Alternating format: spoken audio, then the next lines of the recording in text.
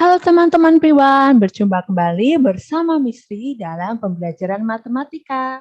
Semoga teman-teman semua sehat selalu ya, tetap jaga kesehatan. Untuk materi pembelajaran kita kali ini, kita akan belajar mengenai mengukur menggunakan satuan tidak baku. Mengukur panjang benda. Untuk mengukur panjang benda, itu kita bisa menggunakan dua cara. Yang pertama, bisa menggunakan dengan satuan baku, dan yang kedua dengan satuan tidak baku. Satuan baku. Apa itu satuan baku? Satuan yang apabila digunakan oleh semua orang akan menghasilkan hasil pengukuran yang sama, atau satuan yang sudah memiliki angka pada alat ukurnya. Contoh dari satuan baku itu kita bisa mengukur benda menggunakan penggaris, meteran pita, meteran roll kecil, dan juga meteran roll besar. Ini adalah contoh benda atau alat pengukuran satuan baku. Kemudian di sini ada satuan tidak baku. Satuan tidak baku adalah satuan yang apabila digunakan oleh orang yang berbeda akan menghasilkan pengukuran yang berbeda. Di sini kita juga akan belajar alat pengukuran satuan tidak baku. Jadi, teman-teman, setiap benda itu memiliki panjang masing-masing.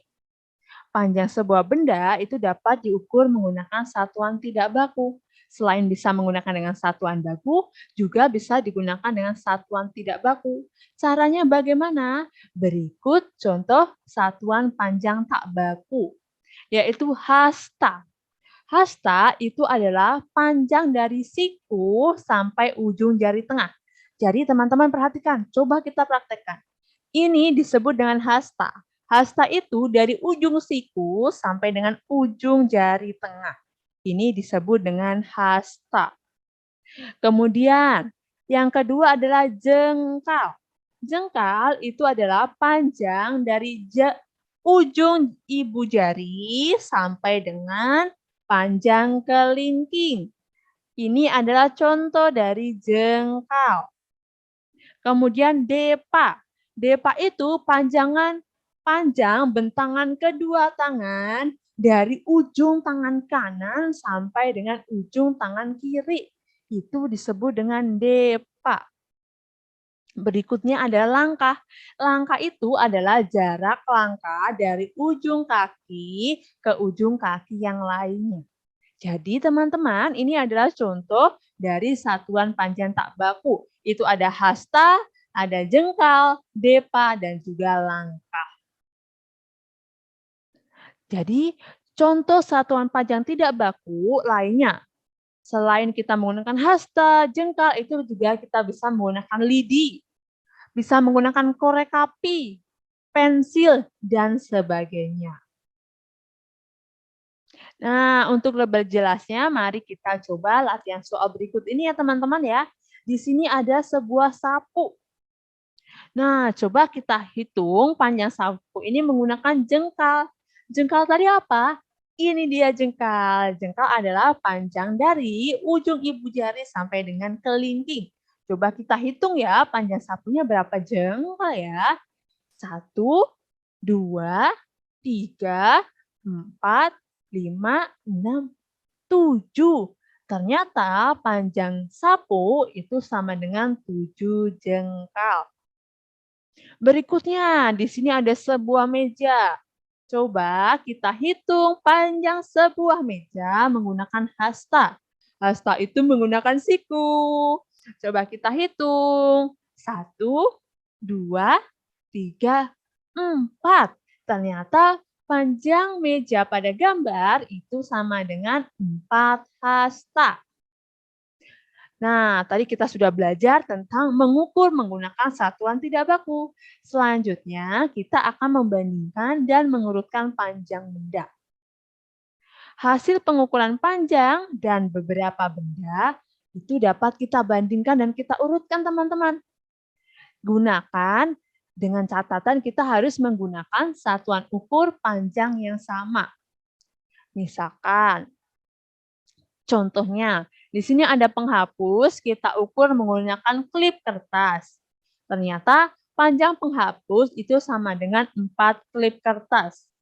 Kemudian kita ukur panjang pensil itu ternyata sama dengan 6 klip kertas. Dan panjang krayon itu sama dengan 5 klip kertas. Dari ketiga benda yang kita ukur, itu bisa kita tarik kesimpulan bahwa yang pertama, penghapus itu lebih pendek dari krayon. Benar atau tidak? Benar. Kemudian, penghapus lebih pendek dari pensil. Dan krayon itu lebih pendek dari pensil. Selain itu juga, ternyata krayon itu lebih panjang dari penghapus. Dan pensil lebih panjang dari penghapus. Lalu, pensil itu ternyata lebih panjang dari krayon. Ini cara membandingkan suatu panjang benda. Kemudian coba kalau kita urutkan. Jadi urutan benda dari yang terpanjang itu yang pertama adalah pensil, kemudian krayon, dan juga penghapus. Bisa kita lihatnya dari jumlah berapa banyak klip kertas pada gambar. Oke, friend. Itu tadi kita sudah belajar untuk mengukur dan membandingkan panjang benda. Sekarang kita akan belajar mengukur dan membandingkan berat benda. Untuk mengukur dan membandingkan berat benda, itu untuk gunanya apa sih? Gunanya itu untuk menentukan berat sebuah benda bisa menggunakan benda yang lain. Ini contoh pada gambar. Membandingkan dan berat benda itu bisa kita lihat dari ukurannya teman-teman. Di sini ada semangka, ada jeruk, dan juga ada anggur. Nah, jadi untuk mengurutkan, kita coba ya, urutkan benda di atas dari yang paling ringan. Untuk mengurutkan benda, bisa kita lihat dari benda atau ukuran yang paling kecil. Kalau kita lihat dari ketiga benda ini, ukuran yang paling kecil apa ya? Betul sekali, ukuran yang paling kecil adalah jeruk. Setelah jeruk, anggur, dan setelah anggur adalah semangka. Itu tadi kita mengurutkan benda dari ukurannya. Selain itu, kita juga bisa mengukur atau menimbang berat benda menggunakan timbangan. Di contohnya ya, friend ya. Nih, perhatikan timbangan berikut ini. Di sini ada dua sisi. Perhatikan sisi yang pertama. Jika bagian timbangan ke bawah, maka atau artinya dia terisi benda yang lebih berat. Tetapi perhatikan sisi yang satunya, sisi yang terangkat. Apabila sisi yang terangkat ke atas, itu berarti benda yang terisi adalah benda yang lebih ringan. Jadi ya teman-teman ya, apabila bendanya dia atau timbangannya dia turun ke bawah, itu artinya dia lebih berat. Dan apabila satu sisi timbangannya terangkat ke atas, itu artinya dia lebih ringan. Nih, nah, berikutnya, kemudian apabila timbangannya sejajar. Apabila timbangannya sejajar seperti ini, berarti berat kedua benda itu sama berat. Lebih jelasnya kita coba latihan soal. Di sini kita ingin menimbang sepasang sepatu dan juga satu bola. Coba kita lihat di mana timbangan atau arah yang paling turun atau timbangan yang ke bawah, ternyata sepatu ini lebih ke bawah, teman-teman. Artinya karena dia lebih mencorong ke bawah, itu artinya lebih berat. Dan karena bola ini keangkat, maka artinya dia lebih ringan. Jadi sepatu itu lebih berat dan bola itu lebih ringan. Berikutnya, coba kita ingin menimbang, ada 3 buku dan juga ada 8 jeruk. Kita lihat timbangannya. Oh, ternyata timbangannya sejajar. Karena sejajar, maka artinya 3 buku itu sama berat dengan 8 jeruk. Oke teman-teman, itu tadi materi kita mengenai mengukur dan membandingkan benda. Semoga teman-teman dapat memahami materi yang Miss sampaikan ya. Apabila ada pertanyaan, boleh ditanyakan waktu pembelajaran berlangsung. Sekian pembelajaran dari Misri ucapkan terima kasih.